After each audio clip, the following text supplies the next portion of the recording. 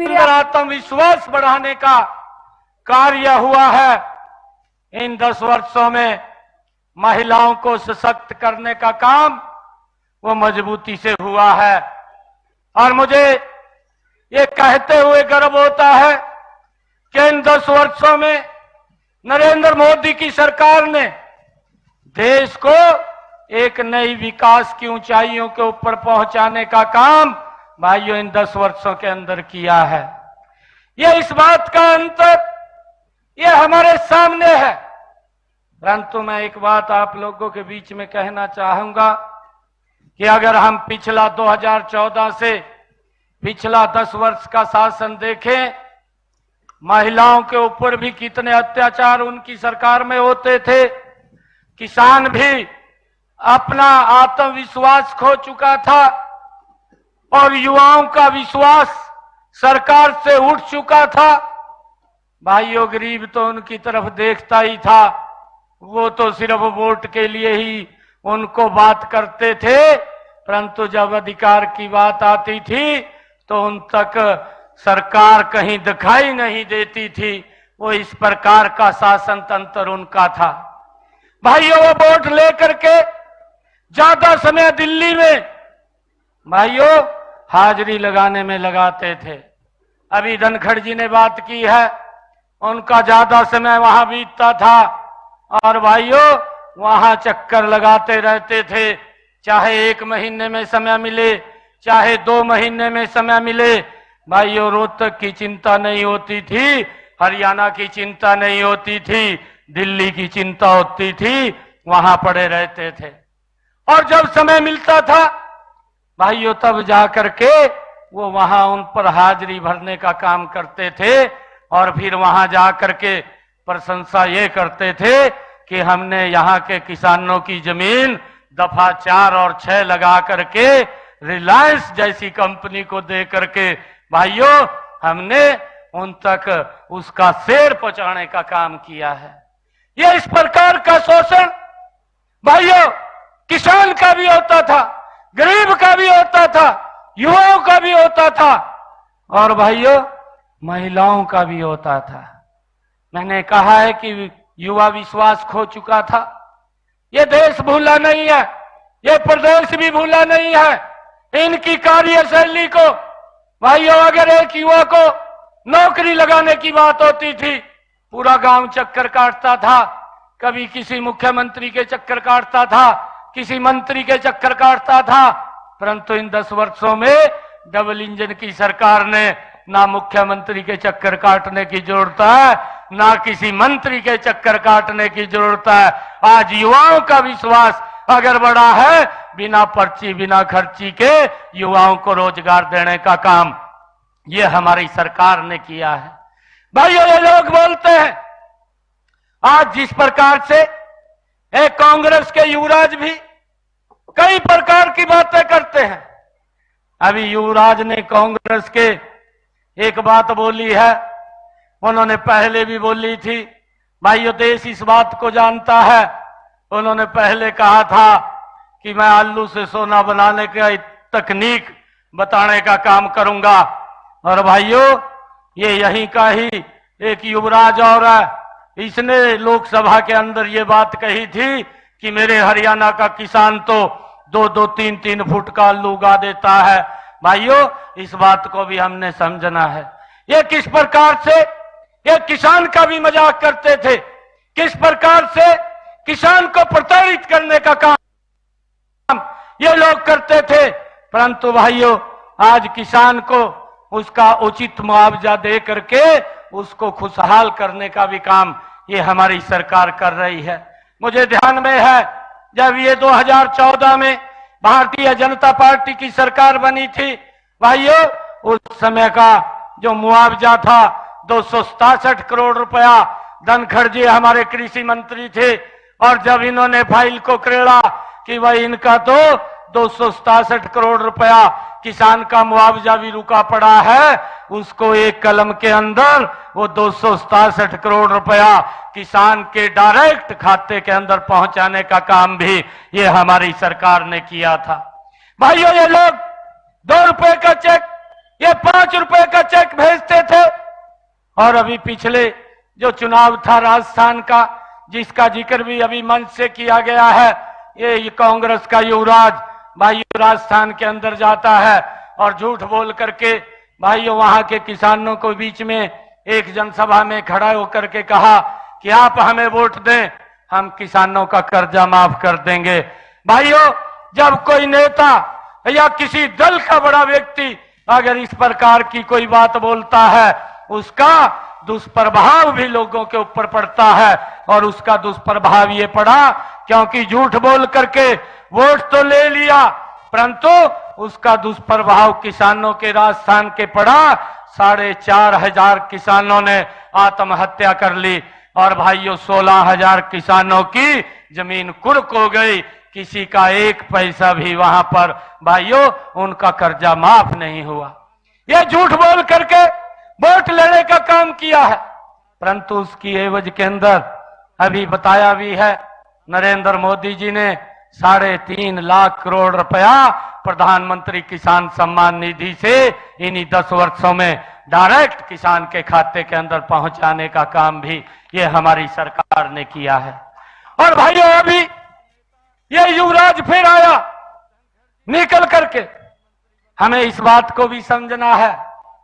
उसने press conference की दिल्ली के अंदर कि देश के लोग तो भोले हैं, बात में आ जाएंगे, वोट दे देंगे, और दिल्ली में प्रेस कॉन्फ्रेंस करके कहने लगा कि मुझे वोट दो, 1 घंटे के अंदर मैं गरीबी को समाप्त कर दूंगा। भाइयों, ये विचार करने का विषय है, ये सोचने का बात है। इसके पास कौन सा वो अलादीन का चिराग है कि जिसको ये रगड़ करके देश की गरीबी को मिटा देगा। पहले अपने पूर्वजों के जो उनके कार्य थे उनकी तरफ तो देखिए। इंदिरा गांधी ने 70 के दशक के अंदर कहा था, एक नारा दिया था, उन्होंने कहा था कि हम गरीबी हटाएंगे। भाइयों, 55 साल 60 साल इस देश के ऊपर शासन किया है, वोट लेते रहे, गरीबी हटाएंगे। क्या गरीबी हटी है?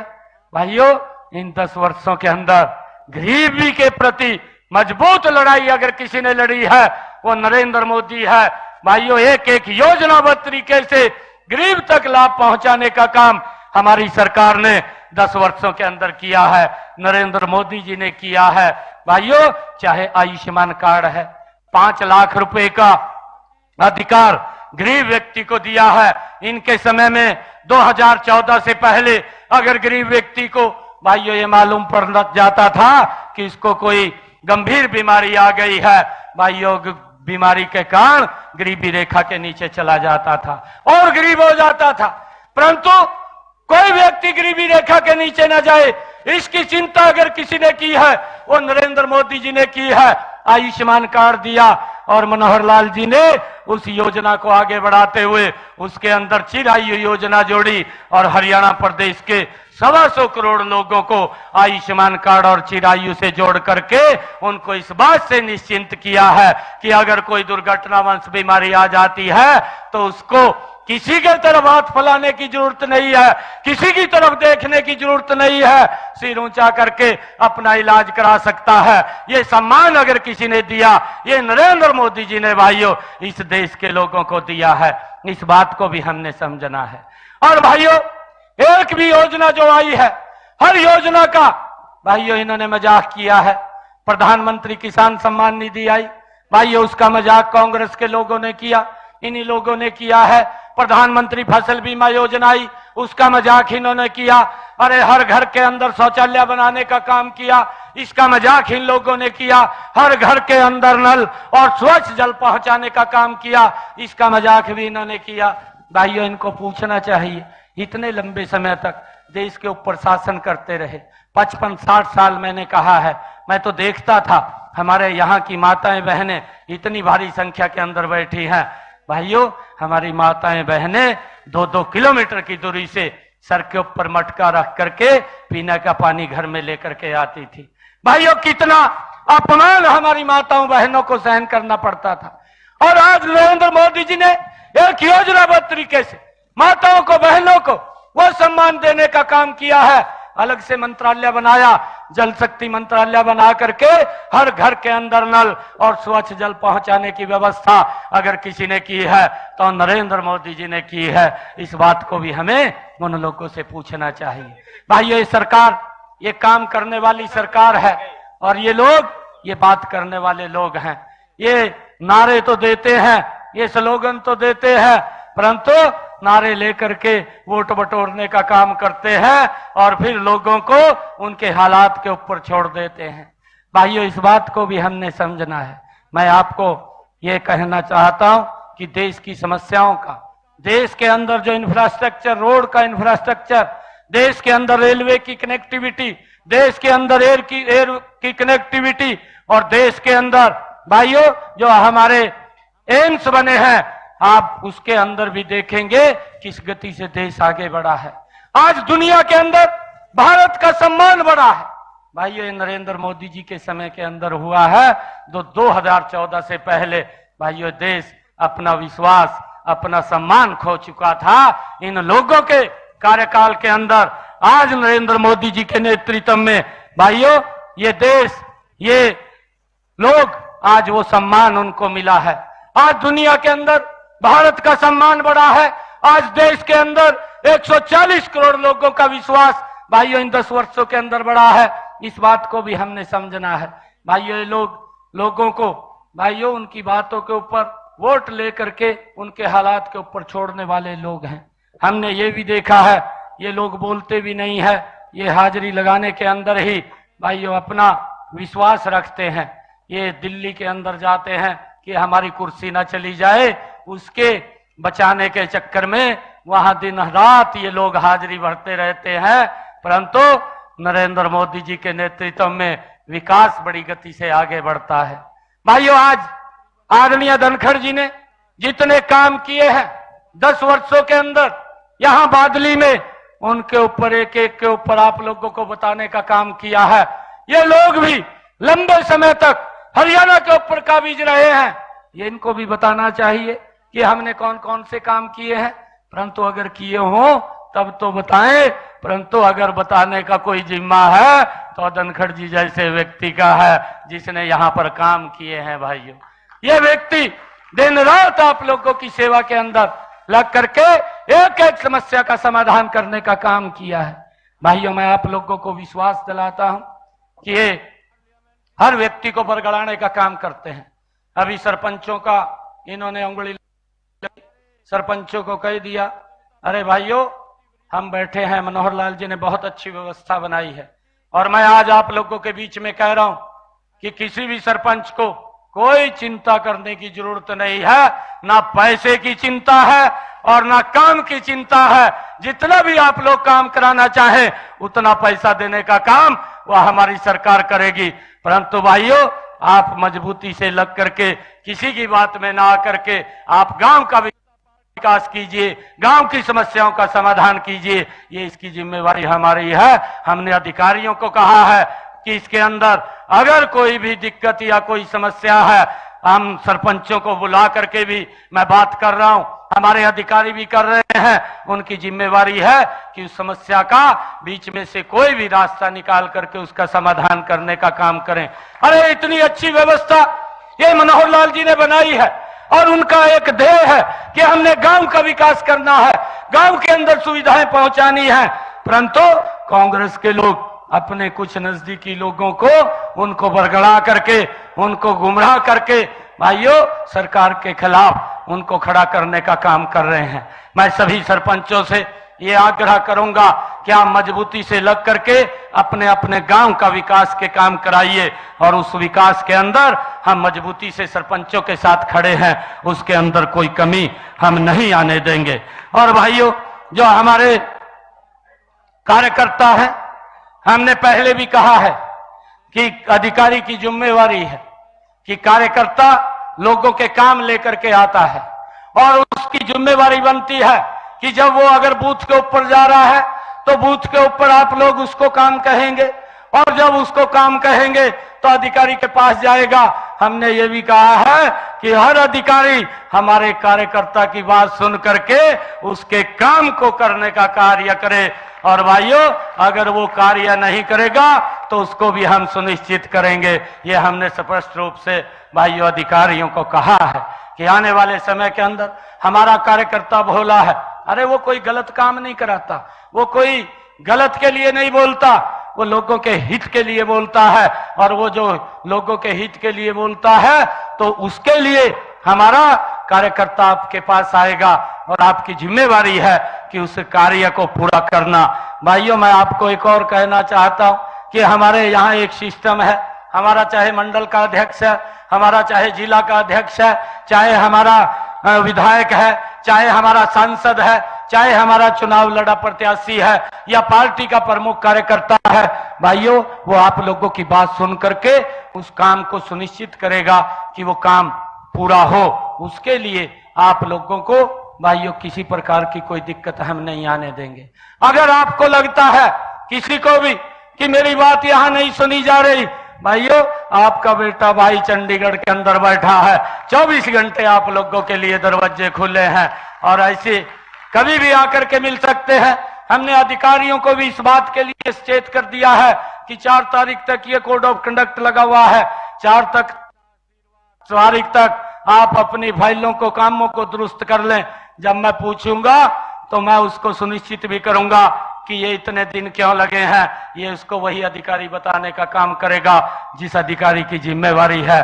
तो वो फिर लिखित रूप में ही देगा कि इस कारण से हुआ है, फिर क्या करना है क्या नहीं करना है, ये उसी समय तय होगा कि क्या कार्रवाई उसके ऊपर होनी है। भाइयों, हमने इस बात को स्पष्ट रूप से कहा कि आप प्रदेश के लोगों को किसी प्रकार की कोई समस्या नहीं होनी चाहिए। अरे नरेंद्र मोदी जी देश को आगे बढ़ाने का काम कर रहे हैं। नरेंद्र मोदी जी ने दिन रात इस भारत का नाम भाइयों विश्व के अंदर ऊंचा किया है। हमने इन्हीं 10 वर्षों के अंदर देखा है कि पहले इतने लंबे समय तक दुनिया बोलती थी, भारत सुनता था। इन 10 वर्षों के अंदर भारत बोलता है, दुनिया सुनती है। ये ऐसा नेतृत्व भाइयों हमारे देश के अंदर है। ये लोग बोलते हैं, अभी इन्होंने मैनिफेस्टो निकाला कि हम न्याय करेंगे। अरे न्याय नहीं, आपने तो लंबे समय तक इस देश के लिए अन्याय किया है। हमारी बहन सुधा यादव जी मंच के ऊपर बैठी हैं। कारगिल में इनके पति देव जी शहीद हुए हैं। ये हमारा हरियाणा ये वीरों की भूमि है, मैं इसको प्रणाम करता हूं। और ये बादली इस क्षेत्र से भी हमारे बहुत जवान भाई आर्मी के अंदर हैं। और भाइयों क्या हालात थे, ये जो आज न्याय की बात राहुल गांधी कर रहे हैं, 2014 में 2014 से पहले हमारा कोई भाई, हमारा कोई बेटा भाइयों बॉर्डर के ऊपर हमारी रक्षा सुरक्षा के लिए खड़ा होता था, उसके ऊपर पत्थरबाजी होती थी। ये पूरा देश देखता था। ये हमारे नौजवानों के साथ अन्याय था, ये देश के साथ अन्याय था। नरेंद्र मोदी जी ने आकर के उस बात को सुनिश्चित किया है। भाइयों ना आज पत्थरबाज दिखाई देता है, ना आज पत्थरबाजी होती हुई दिखाई देती है। ऐसा मजबूत और सुरक्षित भारत देने का काम इन 10 वर्षों के अंदर नरेंद्र मोदी ने दिया है। भाइयों मैं आप लोगों से अपील करूंगा कि आप बादली की सरदारी बैठी है, आप अपना बटन कमल के फूल का भाइयों बादली के अंदर दबाएंगे और उसकी ताकत दिल्ली में बैठे नरेंद्र मोदी के पास जाएगी। और जब ये कमल का बटन दबेगा तो और गति से काम तेज होगा। ये देश विकास की ऊंचाइयों को छुएगा। चाहे धारा 370 जैसी समस्या जो लोग ये खत्म नहीं कर सकते थे, भाइयों बहनों के लिए जो ट्रिपल तलाक का मुस्लिम बहनों के लिए उनके ऊपर एक अत्याचार होता था, परंतु उससे भी निजात दिलाने का काम ये नरेंद्र मोदी की सरकार ने किया। और मैं तो ये बात भी बोलता हूं कि हरियाणा के ऊपर जो पूर्व की सरकार में जो इनकी सरकार के अंदर एक कलंक लगा हुआ था, उस कलंक को भी धोने का काम नरेंद्र मोदी की सरकार ने, हमारी डबल इंजन की सरकार ने 10 वर्षों के अंदर किया है। भाइयों हम देखते थे आदरणीय प्रधानमंत्री जी 2015 में हमारे हरियाणा के अंदर पानीपत की पवित्र भूमि के ऊपर, ऐतिहासिक भूमि के ऊपर आए और उन्होंने आकर के एक बात कही, बेटी बचाओ बेटी पढ़ाओ। ये खाली बेटी बचाओ बेटी पढ़ाओ शब्द नहीं था। आज जब मैं 2024 के अंदर देखता हूं तो लाखों की संख्या में बेटियों को जीवन दान देने का काम ये नरेंद्र मोदी की सरकार ने किया है। उनको आगे बढ़ाने का काम ये हमारी सरकार ने किया है। आज हरियाणा के अंदर अगर हम देखते हैं, मनोहर लाल जी ने एक पैरामीटर तय किया कि हमारी बेटियों को 20 किलोमीटर से ज्यादा दूरी के लिए पढ़ने के लिए नहीं जाना पड़ेगा, 20 किलोमीटर की परिधि में ही उनको अच्छा कॉलेज मिलेगा। और आज देखते ही देखते इन 10 वर्षों के अंदर 20 किलोमीटर के ऊपर एक गवर्नमेंट कॉलेज खड़ा करने का काम ये हमारी सरकार ने किया है। आज बेटियों को दूर नहीं जाना पड़ रहा है। आज हरियाणा के अंदर अगर हम देखते हैं कि गरीब की चिंता की गई है, जो 1,20,000 रुपए की आय थी उसको बढ़ा करके 1,80,000 रुपए किया गया है। और भाइयों, जिन परिवारों की आय 1,80,000 रुपया है उन सब बेटियों को फ्री एजुकेशन देने का काम भी ये हरियाणा की सरकार कर रही है। इस बात को भी हमने भाइयों समझना चाहिए कि सरकार ये काम करने वाली सरकार है। भाइयों, आप लोगों से आग्रह है कि हम सब मिलकर के एक एक वोट यहां से कमल के बटन का दबाएं। अरविंद जी पहले भी आपकी बात को मजबूती से रखते थे और आगे भी आपकी बात को मजबूती से रखेंगे, क्योंकि मैं तो देखता था कि ये जो जितनी आवाज अपने क्षेत्र की उठाते थे, परंतु आज मैं आप लोगों को एक विश्वास और दिला रहा हूं कि आप यहां से कमल का फूल खिलाइए, बाकी के काम मेरे ऊपर छोड़ दीजिए। एक भी काम इस क्षेत्र का हम रुकने नहीं देंगे। जो भी अगर अरविंद शर्मा हमें और धनखड़ जी यहां से लिख करके भेज देंगे या फोन भी कर देंगे, उस फोन के ऊपर भी उतना काम होगा जितना मेरे पास इनका स्वयं आने के लिए न्योता होगा। भाइयों, उस गति से काम करेंगे और लोगों को सुविधाएं मिले, लोगों को उनको कोई समस्या का सामना न करना पड़े, ये हमारी सरकार की प्राथमिकता होगी। और उसको लेकर के हम गति से आप सबके आशीर्वाद से हरियाणा को आगे बढ़ाने का काम करेंगे। आप मिलकर के एक एक नरेंद्र मोदी जी मजबूत होंगे, हमारा देश और विकास की ऊंचाइयों को छुएगा। दुनिया के अंदर ये भारत भाइयों मजबूती से आगे बढ़ रहा है। मैं आप सबका बहुत बहुत धन्यवाद करता हूं और आप सबको मैं बधाई भी देता हूं कि अरविंद जी यहां से जो कमल का फूल लेकर के आए हैं।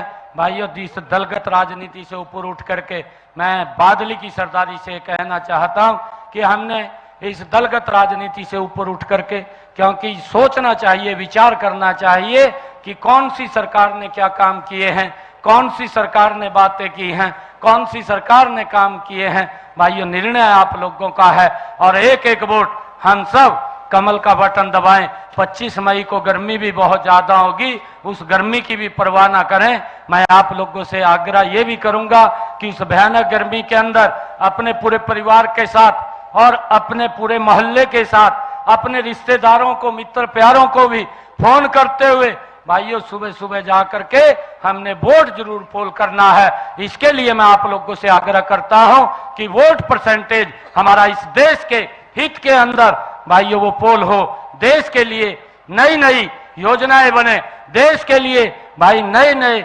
आयाम आए, देश विकास की गति के ऊपर आगे बढ़े। इसके लिए हमारा वोट परसेंटेज भी बढ़ना चाहिए और हम बाहर निकल करके वोट दें, इस बात को सुनिश्चित करें। आप सबका बहुत बहुत धन्यवाद। जय हिंद, जय भारत, जय भारत मां, भारत माता के, भारत माता के।